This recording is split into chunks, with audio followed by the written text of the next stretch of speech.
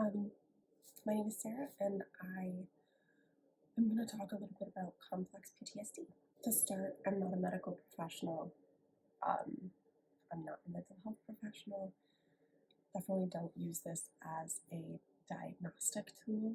I would always encourage you to see a doctor. But there is just a consistent and significant shortage of information everywhere surrounding complex PTSD. So I really want to talk about it and bring some awareness to it and explain some of my experiences with it, and mostly just like how it can affect you, and that way if you relate to it, you can talk to a doctor about it and maybe seek a diagnosis. So to start, I'm going to use the definition of complex PTSD from an organization called Beauty After Bruises. They're an organization that basically works to help recognize complex PTSD in survivors of childhood trauma, which is a really common cause of complex PTSD. So their definition of complex PTSD is: complex PTSD comes in response to chronic traumatization over the course of months or more often years. This can include emotional, physical, and/or sexual abuses, domestic violence, living in a war zone, being held captive, human trafficking, and other organized rings of abuse, and more. While there are exceptional circumstances where adults develop complex PTSD, it is most often seen in those whose trauma occurred in childhood. For those who are older, being at the complete control of another person, often unable to meet their most basic needs without them, coupled with no foreseeable end in sight, can break down the psyche, the survivor's sense of self, and affect them on a deeper level.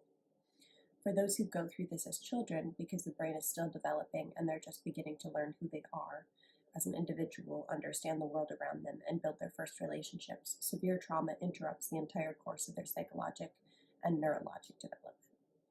So because of this, complex PTSD is sometimes considered a developmental trauma disorder. It is not exclusively a developmental trauma disorder because, like I said, in some circumstances, adults can develop complex PTSD, but quite often, patients with complex PTSD would also fall under the diagnosis of a developmental disorder. An important thing about complex PTSD is it actually is not recognized in the DSM-5. For those of you who don't know, the DSM-5 is like the Bible of diagnostic and mental health disorders. So basically, those are the recognized mental health disorders. So receiving a diagnosis for complex PTSD is usually very challenging. Generally, people with complex PTSD will receive a diagnosis for PTSD or a developmental trauma disorder. So it can be important to know that even if you receive a diagnosis for PTSD, the differences between PTSD and complex PTSD. I have a PTSD diagnosis, and I suffer from complex PTSD, and the PTSD diagnosis still serves me and is very helpful. Complex PTSD, according to the U.S. Department of Veteran Affairs,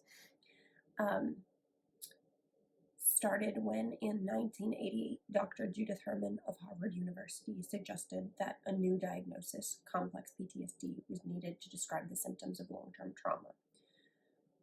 According to her formulation, such symptoms include behavioral difficulties, so impulsivity, aggression, sexually acting out, alcohol, drug misuse, and self-destructive behavior.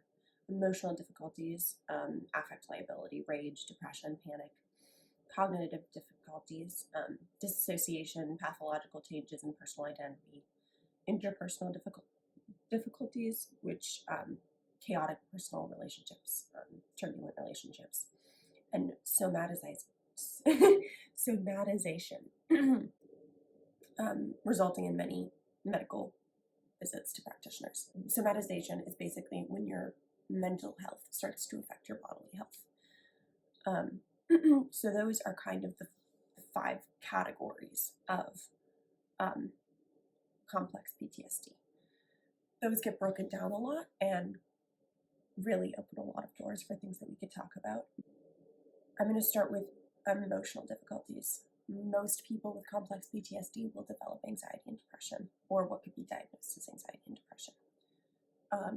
When you have complex PTSD, a history of prolonged trauma, your body gets adept to entering fight or flight mode, which is our survival mode, because you're in danger, and not removing itself from that. So survivors of trauma, people diagnosed with complex PTSD, will very often be in fight or flight mode in situations when they don't need it. This can result in two things. The first is heavy anxiety. In fight or flight mode, we are incredibly attuned to everything around us. So this can be a heightened senses. So the sounds around you are just overstimulating and there's a lot going on. This can be feeling on edge, feeling like when someone's behind you, you don't trust that they're not going to hurt you. So this presents as a lot of things that way. And so that, first of all, will lead to a lot of anxiety, that hypervigilance, that constant feeling of being on, of having to defend yourself, is very anxiety producing, and leaks over into a lot of areas of life. So that often will develop an anxiety disorder. The second thing that can do is lead to bodily and mental exhaustion. We're not meant to be on all the time. We are not meant to be constantly hypervigilantly examining our surroundings. So because of that, a lot of people will develop depression. This is a form of deep exhaustion and a chemical imbalance in the brain. And so those are the two things that often go hand in hand with complex PTSD. A lot of times medications for those two things can really help complex PTSD, but sometimes treatment for complex PTSD can help those two. A lot of times people with complex PTSD will get misdiagnosed with ADHD or autism because of overstimulation and that feeling of like having to do everything and not being able to do anything. So a lot of people will suffer with overstimulation and that sort of thing. So I've actually found that some just coping mechanism for autism to be really helpful, and I might make another video on that. So that's emotional difficulties. Cognitive difficulties, again, disassociation and pathological changes in personal identity. Disassociation is generally, for complex PTSD patients, will generally be when there's so much happening in your brain or outside of your brain that you remove yourself from your body. So generally this feels like being numb and being outside of your body. Disassociation disorders come in different forms, and I hopefully will make another video on that later, because treatments for them can be really different. But a lot of times this can have a feeling of being numb and of like being outside your body, and sometimes it's a way of your brain protecting yourself because it numbs your brain, it numbs your body, and therefore you're safe. And the other piece of that is pathological changes in personality or personal identity. This can happen from complex PTSD because patients are going through so much all the time. Like we're always in fight or flight mode, or always trying to get out of fight or flight mode, or just on and off and on and off. And this can really lead to, when you find something that's a relief, you make it all of your personality. So for me, that was art. I discovered that art was really helpful for me, and it was a really good way for me to get out of that fight or flight mode. And immediately I was like, oh, I'm an artist, and I'm grateful for that, and I love art, and it's been really helpful. But these really fast switches in our personality and really things we really take into our identity can happen a lot faster than most people, because we're constantly trying to find something that just makes us feel okay. So then we have interpersonal difficulties, chaotic personal relationships. I'm not sure this is necessarily how I would word it. People with complex PTSD almost always have a lot of challenges in relationships, especially romantic, intimate, sexual relationships. This can relate specifically to your trauma if you have a trauma history of sexual abuse or neglect. However, in general, it's again that experience of our brains not thinking we're safe. So us being in that fight or flight mode, and our bodies constantly being in that fight or flight mode. So relationships can generally be really hard, because if you don't trust someone, even if you consciously trust them, it can be really, really, really hard to navigate relationships. That is a subject for a whole other video that I hope to make. So, somatization. Okay, it's just somatization. Somatization resulting in many visits to medical practitioners. This is really big. This, again, is big enough that it deserves its whole own discussion, but a lot of patients with PTSD will develop bodily illnesses. So basically, like, things that don't seem related to mental health. For a lot of patients, that's like IBS, irritable bowel syndrome.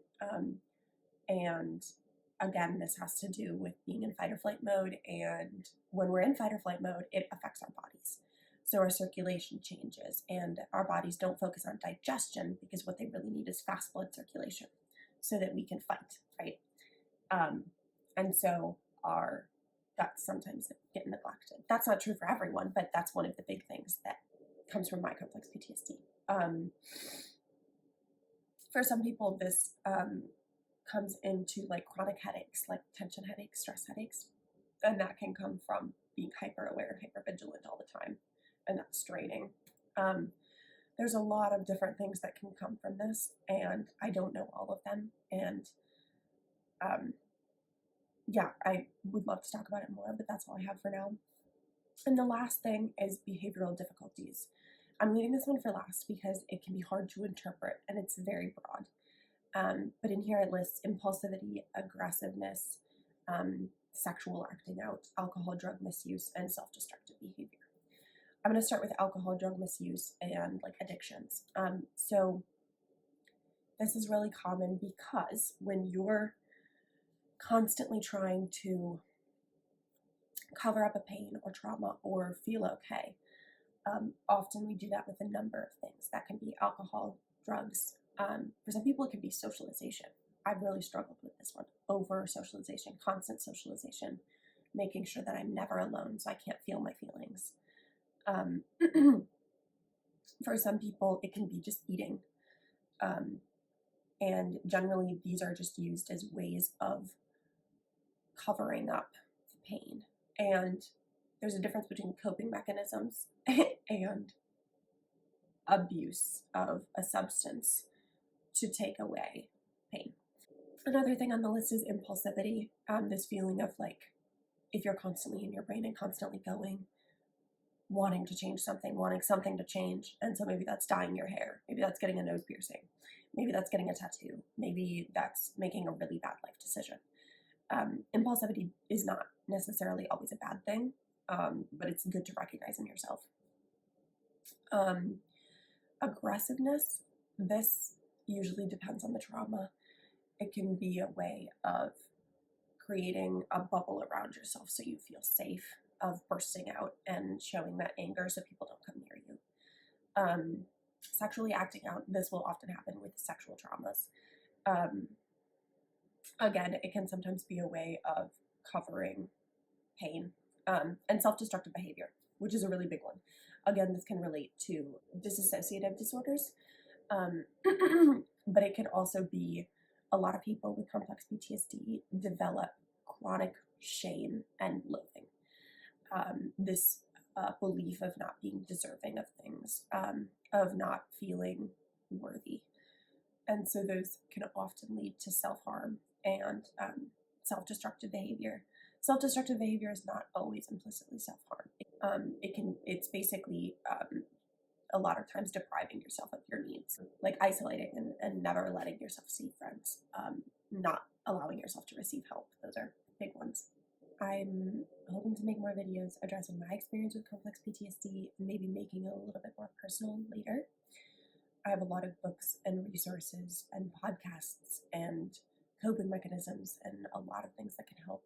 So if you're watching this and looking for more, I have more, and I really hope this can help someone. If this video helps even one person, I'm happy. So thank you for watching. I hope you have an incredible morning, afternoon, evening. Remember to take deep breaths. Remember that you are safe. Remember that you are in your body and that people care about you. And you are worthy of love and affection and safety. Thank you. And I will talk to you again later. Bye.